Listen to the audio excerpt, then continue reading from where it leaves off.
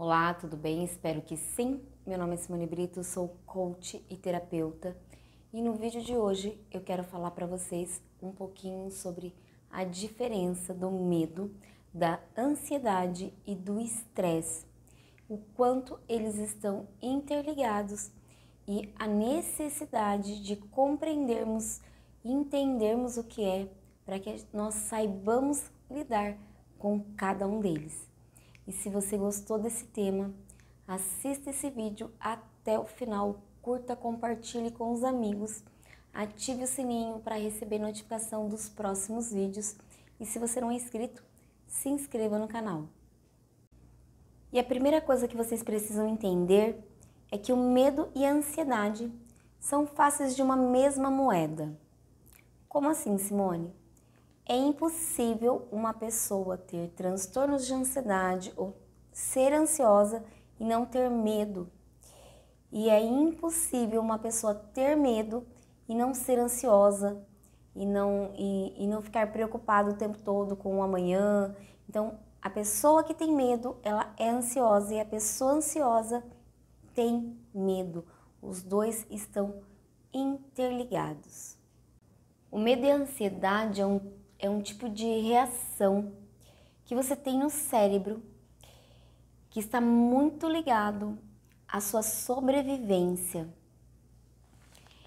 e que quando acionado, né, essa área do medo, ela é acionada, ela te mostra que você está em perigo, né?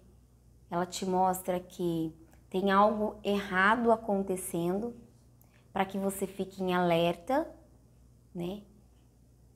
E para que você fuja dessa situação iminente de perigo. E um exemplo é quando você precisa atravessar a rua e aí você fica com medo de atravessar essa rua e automaticamente o seu cérebro ele vai agir nos neurotransmissores ali e vai fazer com que você fique em alerta, olhe para um lado, olhe para o outro lado, de medo que você se machuque, que você seja atropelado. Então, o medo, ele causa essa reação no seu cérebro. E quando o seu cérebro detecta que você está em perigo, ele dispara uma substância para o seu cérebro que vai até a sua glândula suprarrenal. Simone, mas o que acontece, né, quando essa glândula suprarrenal é ativada? Ela dispara uma descarga de adrenalina e de cortisol no seu organismo, que faz com que você fique em alerta. Opa, tem perigo aqui. Se eu for atravessar a rua agora, eu posso ser atropelado, então eu vou parar, eu vou olhar de um lado, eu vou olhar de outro, para que você saia do risco iminente, do perigo iminente. Saindo desse perigo iminente, você consegue atravessar a rua em segurança. É isso que o seu cérebro faz. Então, quando você atravessa a rua e em alguns segundos olha para um lado, olha para o outro e atravessa, o seu cérebro teve toda essa reação neuroquímica. Isso é medo, né? Isso é medo. O medo, ele é algo real. Então, atravessar a rua e ter medo de ser atropelado é algo real. Mas e qual é a diferença do medo e da ansiedade? Né? O medo é algo iminente que possa acontecer e que possa te machucar, possa tirar a sua vida. Um cachorro que possa te morder. Então você foge desse cachorro porque ele pode te machucar, ele pode te morder. Ao atravessar a rua, você olha para os dois lados, porque se você atravessar sem olhar, você corre o risco de ser atropelada, se machucar e até morrer. Mas e a ansiedade? Qual é a diferença? A ansiedade, ela também é um medo e também tem toda essa reação neuroquímica no seu cérebro. Porém, ela é um medo diferente. Na ansiedade, esse medo, ele é subjetivo. E o que é isso, Simone? Eu vou explicar. Então, o medo subjetivo não deixa de ser medo, mas é um medo de algo que ainda nem é real. Como, por exemplo, eu tenho um chefe e esse chefe é muito bravo, esse chefe, ele me cobra muito, ele às vezes chama a minha atenção na frente de outras pessoas, ele não sabe muito bem ser líder e chamar e conversar e explicar e orientar. Então isso me causa medo. Medo quando ele me chama para conversar e entregar um relatório, e aí eu já tenho medo de que ele fale algo que eu não goste, ou que ele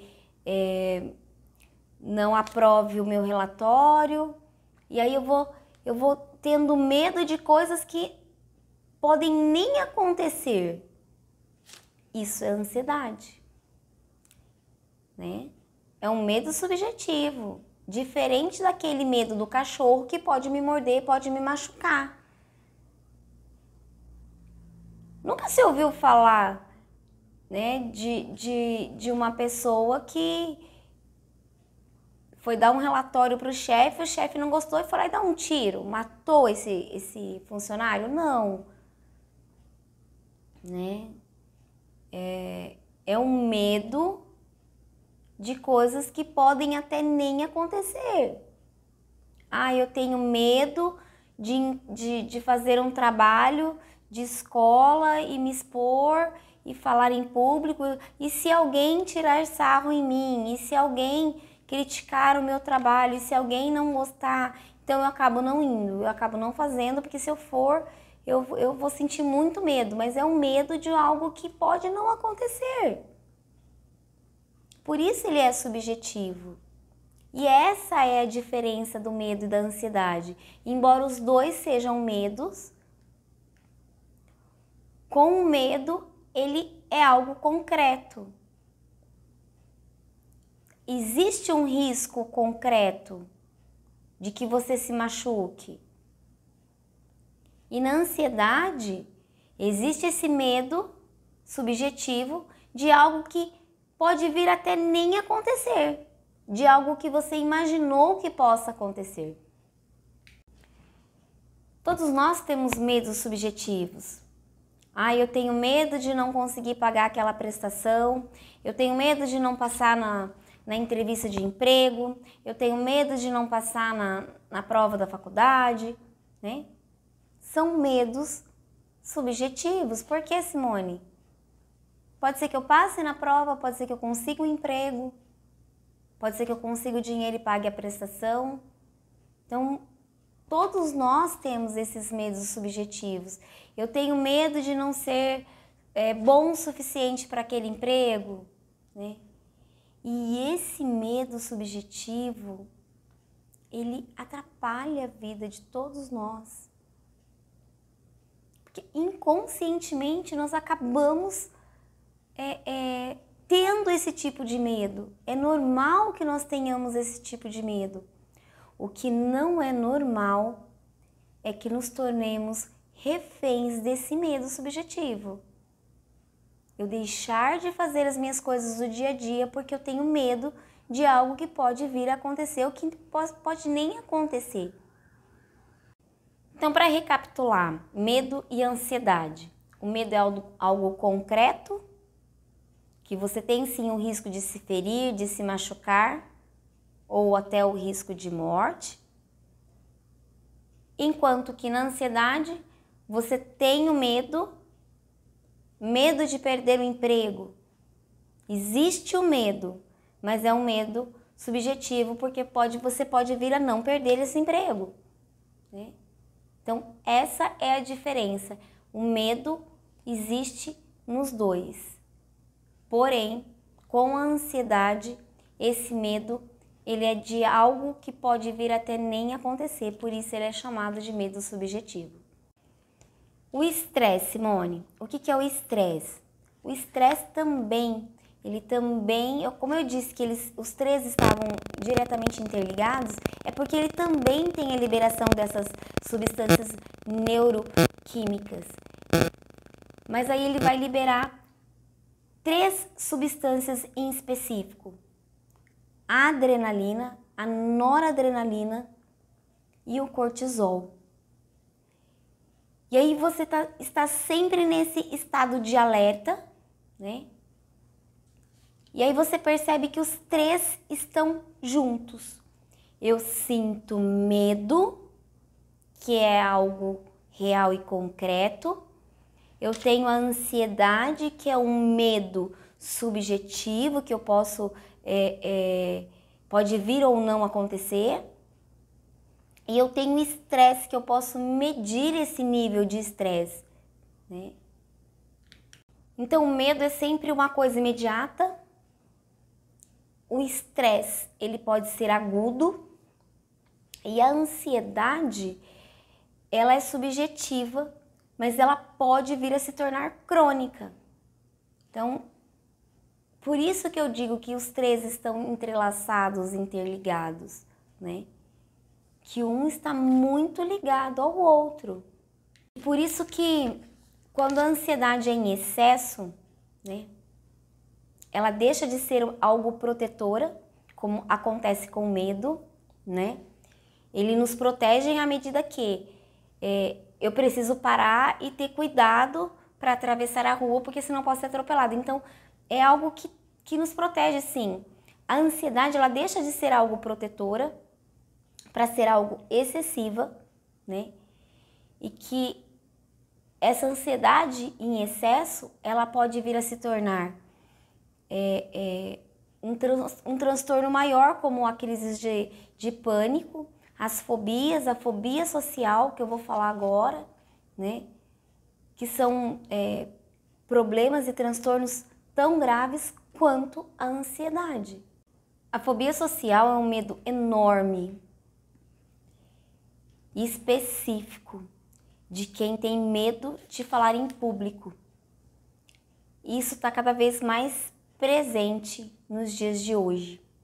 Mas existe um estudo na Inglaterra que aponta que os ingleses têm muito medo de falar em público. Então, a fobia social acomete muitos ingleses. E essa pesquisa demonstra que os ingleses têm muito mais medo de falar em público do que de morrer. E nessa pesquisa eles apontam que 40% das pessoas entrevistadas têm medo de falar em público, ou seja, tem essa fobia social. Enquanto que só 19% tem medo de morrer. Então olha como a fobia social é um transtorno grave, né? E que também precisa ser tratado por um especialista, porque esse transtorno ele pode acarretar vários problemas na vida dessa pessoa. Como que eu trato o medo? Enfrentando esse medo. Então, eu pego o carro da minha vida, coloco o medo sentado num passageiro e eu vou pegar o volante desse carro e eu vou conduzir a minha vida. Eu não vou permitir que esse medo tome a direção da minha vida e que eu perca, né, a noção do que eu preciso fazer, do que deve ser feito. Então, se você tem medo, Os especialistas dizem que se você tem medo, enfrenta o medo e vai. Porque você enfrentando o medo, em algum momento, ele vai ceder. E é o que deve ser feito. Porque você é responsável pela sua vida. Você comanda a sua vida. E você não pode permitir que o medo faça isso por você. Agora eu vou te fazer uma pergunta. Você já viu alguma manchete, assim logo de capa? Palestrante é morto pelas pessoas que assistiam a sua palestra. Palestrante é morto após ser atacado pelo seu público. Não, gente. Por isso que é um medo subjetivo. Você tem medo, né, de falar em público, porque você acha que se você for falar em público, algo de muito grave vai acontecer com você. E não vai acontecer. Por isso, levanta a cabeça e vai com medo mesmo. E eu vou contar aqui pra vocês. Eu tinha muito medo de falar em público. Muito medo. Então, eu ia fazer alguma reunião da escola e eu tinha que falar ali em público, gente, era muito doído pra mim. Eu passei por uma sessão de hipnose e eu descobri que esse medo era algo de infância, que foi gerado lá por uma professora de primeira série, onde eu falei algo em público e ela incentivou os amiguinhos ali a tirar sarro e tudo. Então, eu carreguei isso por muito tempo. E quando eu decidi montar esse canal e trazer para vocês conteúdos que agregassem de certa forma, né, conhecimentos para que ajudassem vocês a passar por momentos que eu já passei na minha vida, que foi a depressão, a síndrome do pânico, as crises de ansiedade, né? Eu tive muito medo. Eu falei, meu Deus, mas como que eu vou falar? Assim, não é público, mas eu vou ter que me colocar de frente para uma câmera. E foi muito difícil. Se vocês forem ver os primeiros vídeos, vocês vão perceber a diferença da minha fala nos primeiros vídeos, no vídeo de apresentação e hoje. Porque eu já não tenho mais medo. Porque eu enfrentei esse medo por vocês. Porque eu queria muito trazer um conteúdo de qualidade.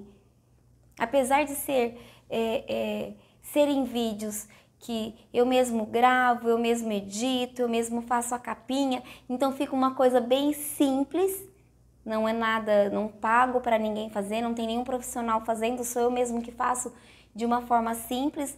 Eu brinco, né, que são vídeos caseiros, mas que são feitos com muito carinho. Eu estudo cada conteúdo com profissionais, né, para trazer para vocês. Eu não é porque eu já passei por isso que eu vou falar coisas na minha cabeça, não. Eu estudo, eu dedico um tempo que seria meu de lazer para eu gravar esses vídeos. Conteúdos que eu acredito serem importantes para vocês. Então vamos lá, os especialistas da área de saúde mental afirmam que existem 4 pilares para te ajudar a controlar as crises de ansiedade, o estresse e o medo. E quais são esses pilares, Simone? A alimentação, né, é o principal. Então você deve sim se preocupar com o que você come. E existem aí alguns vídeos que eu já andei gravando falando sobre alimentação, alimentação mais adequada para você iniciar o dia, para começar o dia sem ansiedade. Existem sim alimentos que são importantíssimos para te ajudar a lidar com as crises de ansiedade, né? Com estresse. Então, a sua alimentação é o primeiro pilar. O segundo pilar são as atividades físicas, gente. É comprovado cientificamente isso, que as atividades físicas ajudam sim a controlar o seu estresse, a sua ansiedade, o seu medo, né?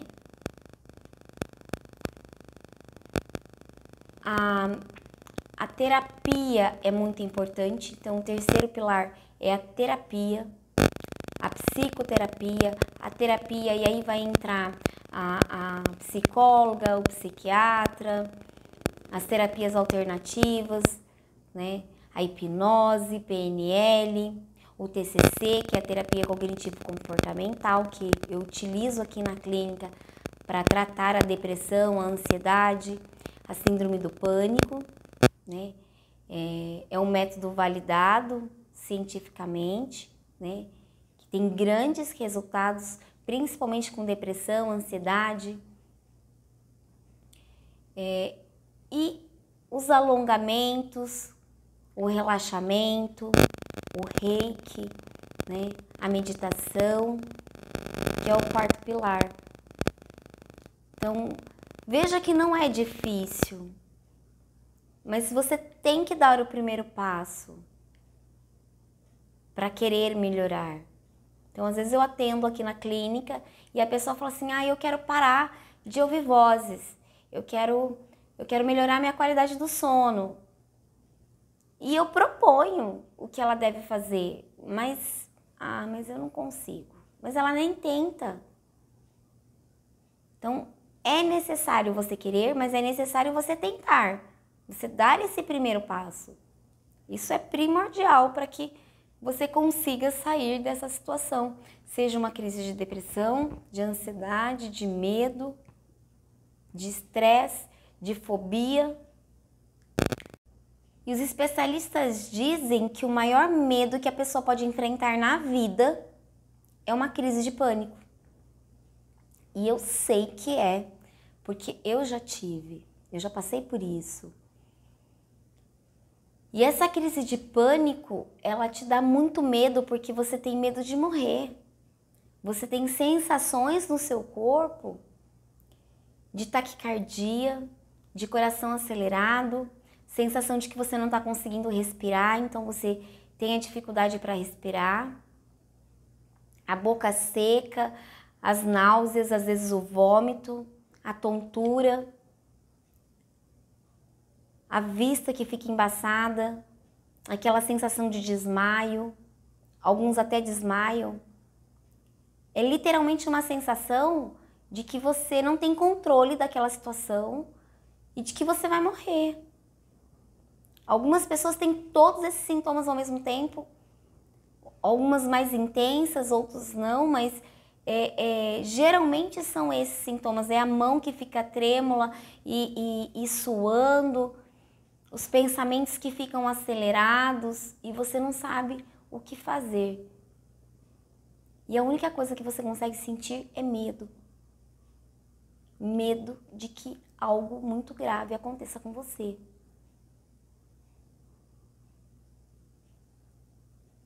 Mas essas crises, elas costumam levar de 20 a 40 minutos.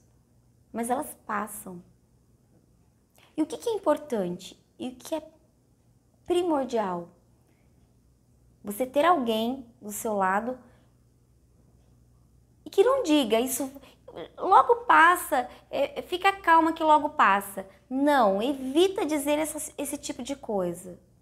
Eu sei que seria o mais clichê, mas evite. Se você quer ajudar uma pessoa que está nessa situação, nessa crise de pânico, né? Nesse momento, a única coisa que você pode fazer é, se ela quiser, você dar a mão para essa pessoa e falar, fique calma, eu estou aqui. Vamos respirar, eu vou respirar junto com você e trabalhe essa respiração com ela. E diga, vai passar, já está passando. E eu vou estar aqui do seu lado, segurando na sua mão até passar. Gente, isso é muito importante para a pessoa que está em crise. Ela precisa se sentir segura para que ela acredite que vai dar certo e que ela vai sair dessa crise e que vai passar. Então esse foi o vídeo de hoje. Espero que vocês tenham gostado. Como eu disse, eu sempre preparo com muito carinho para vocês. E não se esqueçam, precisa de ajuda? Dê o primeiro passo que eu seguro na sua mão, porque o meu objetivo é ajudar você a ter mais qualidade de vida. Um abraço grande, fiquem com Deus e até o próximo vídeo.